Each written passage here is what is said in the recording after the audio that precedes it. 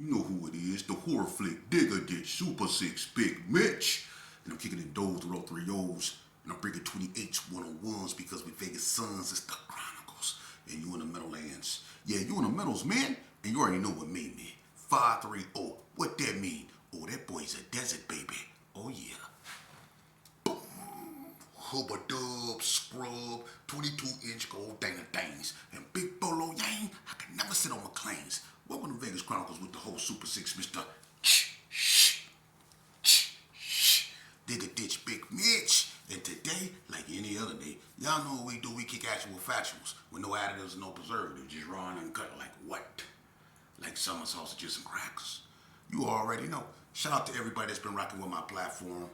Shout out to everybody that's been supporting me. For the ones that's not in the know, next week, God willing, y'all got that video with me and Jody Snow from Wrigley States coming out, man. Y'all make sure y'all tune in for that. That one right there is going to be major. Shout out to Jody Snow, man. He from my era. A real one. Day one, A1, man. Got a lot of love for that brother right there. A real one representing the North, man. You know, and you can't say Wrigley States without mentioning Jody Snow, man. You know, he a real one, man. I'm glad he got it together. I'm glad he, gave it to God, man. And I'm glad that man found peace, man. But y'all be on the lookout for that video, man. It's going to be a banger, But let's jump right off into the topics, man. I try to correspond with my audience. I answer questions, man, the best of my abilities if I know about it, But someone asked me during my gangbanging tenure, what neighborhood or what gang in particular did I despise the most? Well, here we go.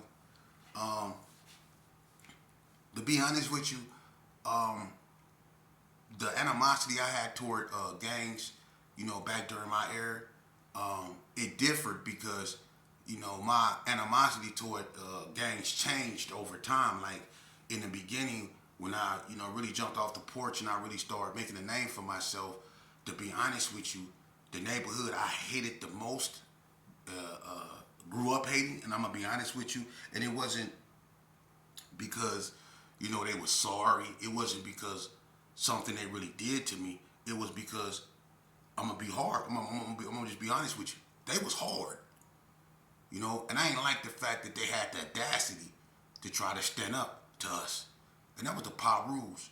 I couldn't stand them Pirus, man. When I was growing up, I couldn't stand no rule, man. I'm just keeping it real.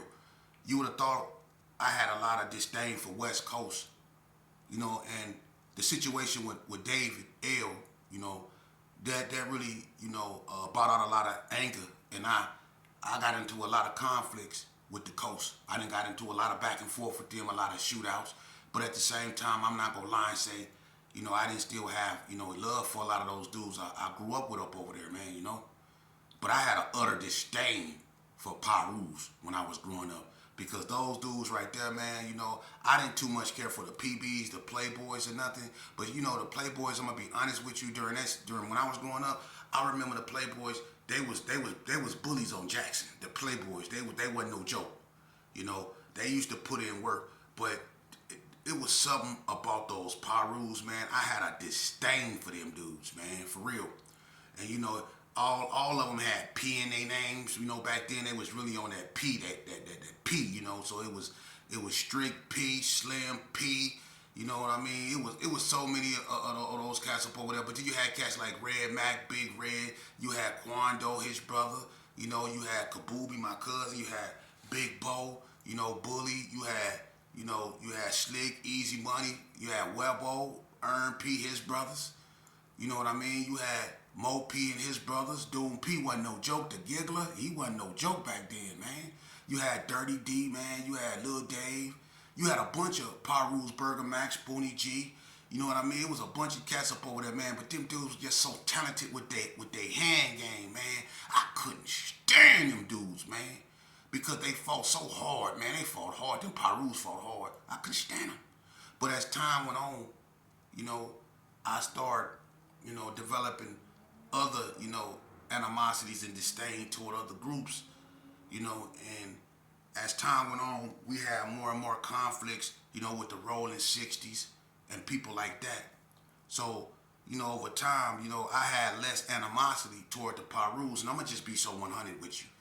The reason why I kind of like let up off the Pirus, is because I used to go over there on my cousin. I got a little cousin named Raymond, and I used to put in work on his bike. I used to shoot a 40 block on that bike.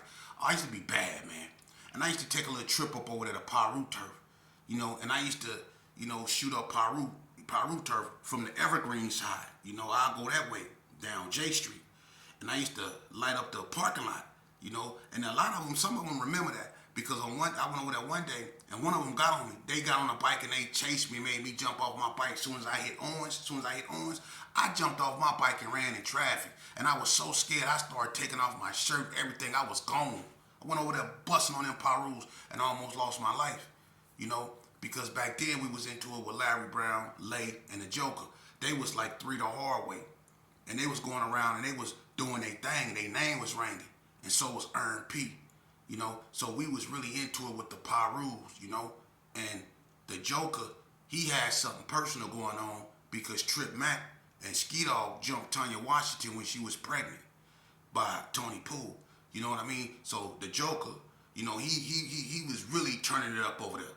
So I kind of like bagged up off those Pirus for a second, and we started getting into it with the 60s, mainly behind what happened with Reb and Ballhead. So we started clashing with the 60s. You know what I mean? So the 60s, kind of became my number one arch nemesis. I had a lot of disdain for them, But me and J. Lou, we always was cool, but the 60s as a whole, I'm not gonna lie. And the main reason I had a disdain for them, and I told y'all about the fight we had at that art. See, people that's not from Vegas, if like back in the days, and like if you roll up Vegas right now, what an Indo Mall is, there used to be Kmart, okay? And Kmart was a store that been there for a long time, and then you had, the bank down on the other end, and a cheap store, I forget what it was called. Y'all remember that cheap store that was down on the end? It wasn't called Payless, it was a cheap store that was down on the other end, but it was a gas station that sat in the front of it, right? Everybody remember the gas station that was right across the street from the 7-Eleven, right? We was up there one day. I had a homeboy named Trip Mack. He had this Cadillac. It was two-door, like bronze looking, clean, right? Just like an 87, 88. And one day it was me, him, Lil Dog, Nick, and I think somebody else was with us. It was like 5 of us. And we was standing out there. It was something wrong with his car, So Trip was out there and he had his hood up. Nick out there picking up stuff, just doing what he do. And you seen this like purple RX-7. It was a RX-7 on gold things, I think. A Z or RX-7. It was purple. This was so long ago. But it was Eazy-E, Eric Eccles, R.I.P., and it was Sticker Bush. But behind them was this truck, right? White with a blue stripe. The back full of 60s, right? I'm sitting in the car. I don't really know what's going on. What happened? Nick then threw a rock at the car, right? In the back of the truck was Mook and a whole bunch of 6-0s, right? So when Nick threw that rock, they busted you. Unbeknownst to me, the 60s on their way up there to the store. Make a long story short, they pull up. I get out the car. It's a bunch of commotion going on. Mook walking around, hollering, who threw that rock? Who threw that rock, right? So they walking up to everybody getting in people's face. It's only 5 of us. It's like 9 of them. But Sticker Bush and Eazy didn't get out the car. They let, like they were saying, y'all little homies, y'all handle our little homies against y'all little homies. They was trying to line it up. I respect that about the 60s because they could have did anything. We wasn't strapped. They probably was. But they was trying to line us up, right?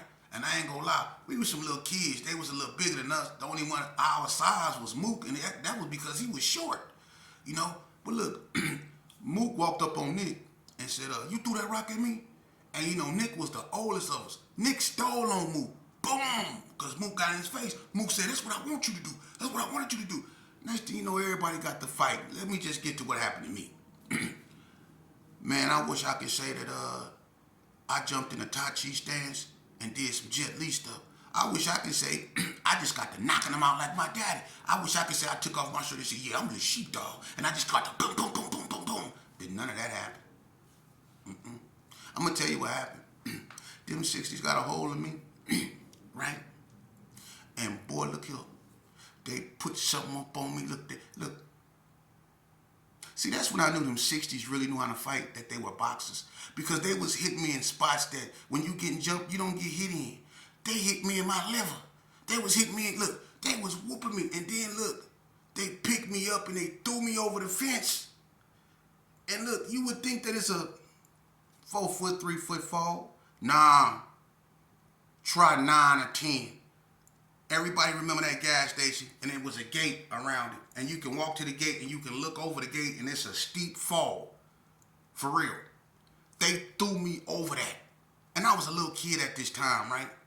Look, they threw me over there, and when I fell, I landed on my elbows, right? And I want to tell you that I jumped up and jumped back over that fence and just started tearing up the whole stove. I want to tell you that so bad. I want to tell you I turned into something, and I went up and down, and I just made everybody just run across the street. I was tearing it up. Did none of that happen. I'm going to tell you what I did. I laid there. I laid there in the name of Jesus. Look, I was in so much pain because they passed me around like a blunt. They beat the brakes off me. Look, I'm sitting over there laid out on the ground like this. All I hear is gates rattling, people getting slammed against the car. I was hoping it was the 60s, but it didn't turn out that way. But anyway, they whooped us out up there pretty good. They ain't do nothing to little Derek. They gonna say he cool.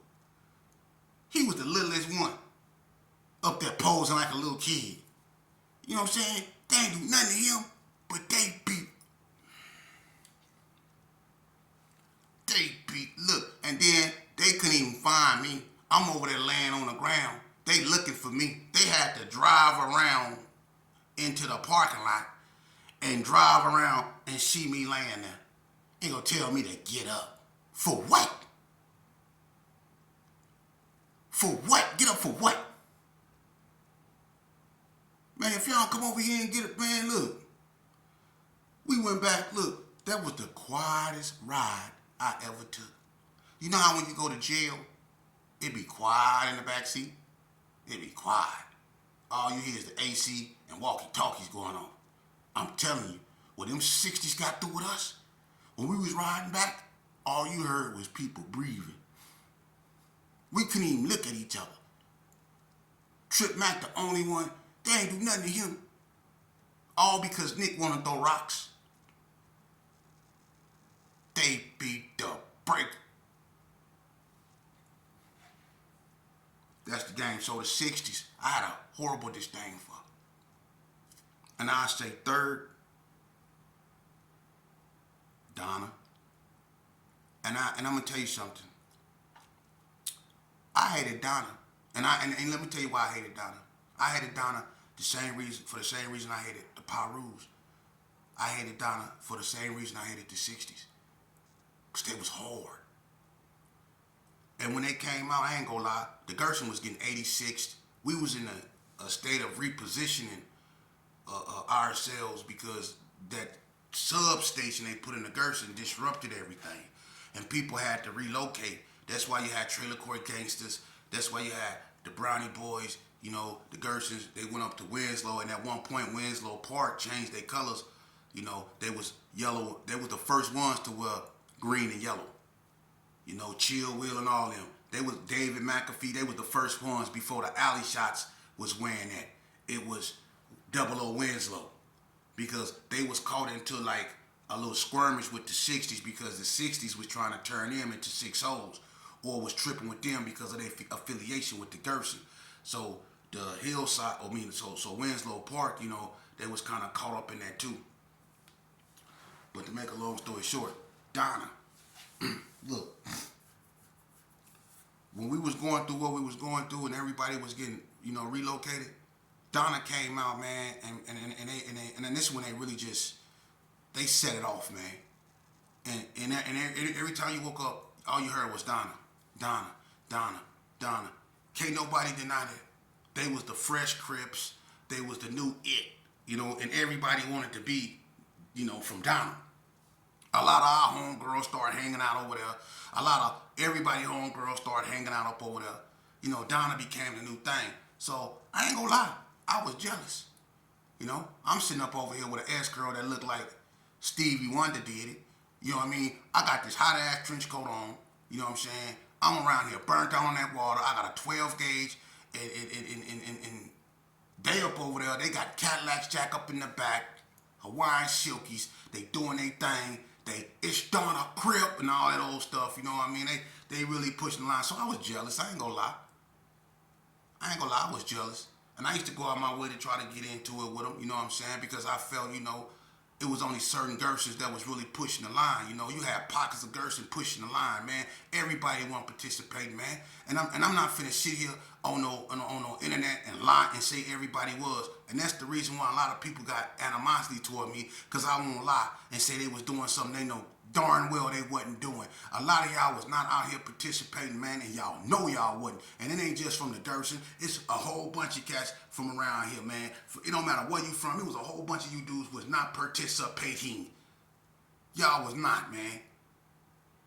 Y'all get into it with your own homie over a female and lay him down before you go out your neighborhood and get into it with one of your so-called real enemies.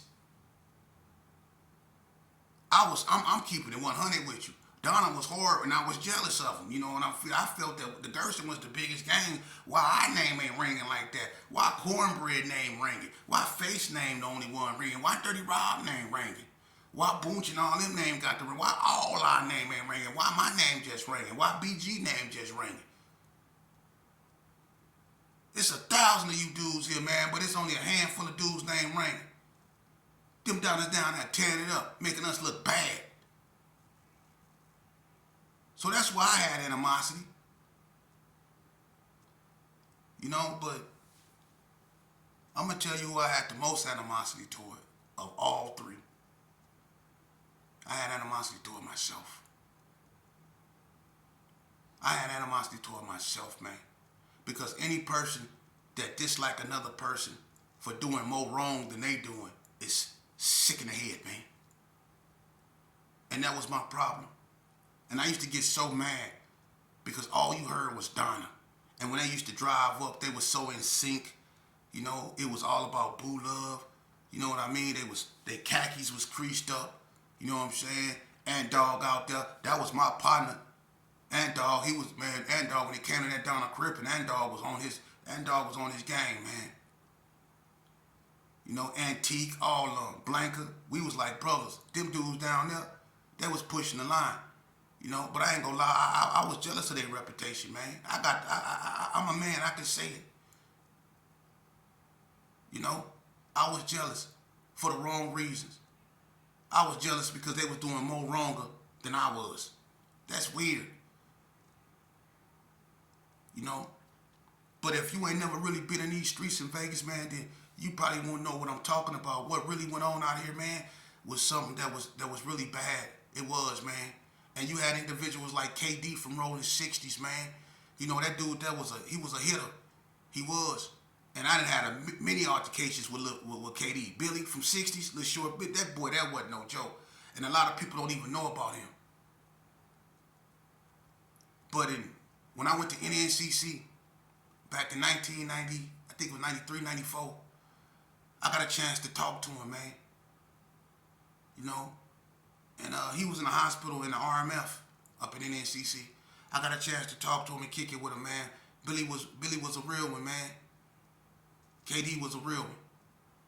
So was Flab. That was my partner in Elko. Big Mo D. I grew up with him. Real ones, man. You know? And I'm gonna be honest with you, man. We regardless of where we come from, like K-Dog, Gunsmoke, them real ones, that's my era. Hot Top from ABM, John Lee, Boo Loco, Mark C, all them cats from down there, man. Lawman, rest in peace from the hood. All them dudes from over there, the Carter brothers, man. Blue Zone, Pharrell, C-Rod, Hot Rod, all them cats, man, from Donna, man. That was my era. And that was the realest era that there will ever be, man. I don't care what nobody say. It will never be another era like that, man.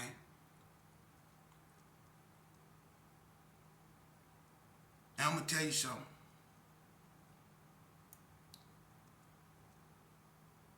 I never had the opportunity to talk to a lot of my so-called enemies, man, to, just to rectify, a lot of situations, man, because we all grew up together, man, and most of us family, and we knew what it was, but we know this here too, man. I talk to a lot of guys, man, and it's so much pain. A lot of us is not well. A lot of us is not right in the mind, and y'all don't understand. When you stop gangbanging, and if you was really a gangbanger, and you stop, seek help, that's why you find yourself trapped in limbo, and you feel like nothing is working for you. You feel like you can't get ahead. You can't shake your past. Your demons, they still haunt you. You still got a chip on your shoulder because regardless of how old you get, you ain't gonna let nobody disrespect you because you still in that world. You see? And you know there's nothing you really can do about it. You feel helpless, so you drown your sorrows in beer, or in whatever you do, man. And that takes over you. Gang banging is a serious, not just physical, aspect, but a mental aspect of destruction that we go through, and we don't seek help for it. You can't, if you was not a gang member, it was a lot of gang members out here, probably more than bangers, way more gang members than gang bangers. If you was a real gang banger, that means you did things normal people didn't do. You spent time in places normal people didn't go. I stayed locked up. I stayed getting caught with weapons. No matter what they did, no matter what pastor put his hand on my head or what verse he spoke out the Bible, it didn't have no effect on me. All I wanted to do was seek out and destroy my enemy, or what I thought was my enemy. And I spent my whole life doing that, and I suffered the consequences to that. But see, God got a hold of me, and he directed me in the lane that I need to go to destroy my enemy. So on that lane to destroy my enemy, I went up against the biggest enemy I ever faced in my life, and I found out I was fighting myself. That's why you should seek help. Because the biggest enemy you ever go face in life is not a Crip if you're a Blood, or a Blood if you're a Crip, or if you're a Crip or a Blood, a Gerson. The worst thing you go ever face in life, man, enemy-wise, it's going to be yourself. The decisions you make affect you. Or the decisions you allow people to make for you could affect you. That's why it's important that you take control of your own self, your own thoughts, your own emotions. Don't let other people control them, because that's when you become a puppet. A lot of you cats become gang members because that's the only way you can get attention. Whether you seeking it from your moms because you mad at her about breaking up with your dad, or you seeking it from your dad because you mad that he broke up with your moms, or whatever. A lot of us, we find solace in gang banging because we feel it protects us for something, or takes our mind off something. A lot of us are just a bunch of angry young black boys that's void of something, whether it's attention, self-esteem, whether it's the lack of love we feel we don't get at home. You see? That's what we are in reality. But y'all tell yourselves y'all goons, y'all sliders, y'all this. Nah, y'all angry little black men who feel you have no direction, who don't have the self-esteem to go to school, to take a test and fail and go back and try it again. You would rather hang with a group of dudes that ain't going nowhere and go out and be destructive, take what you want, not earn it, and beat people simply because they not like you or they not from where you from. Let me tell you something, man. Ain't nothing gangster about a life sentence. Ain't nothing gangster about capital punishment. Ain't nothing gangster about doing 40 years begging a governor to give you some type of reprieve so you can come out here and live the rest of your life when people you knew, people you loved, then passed on.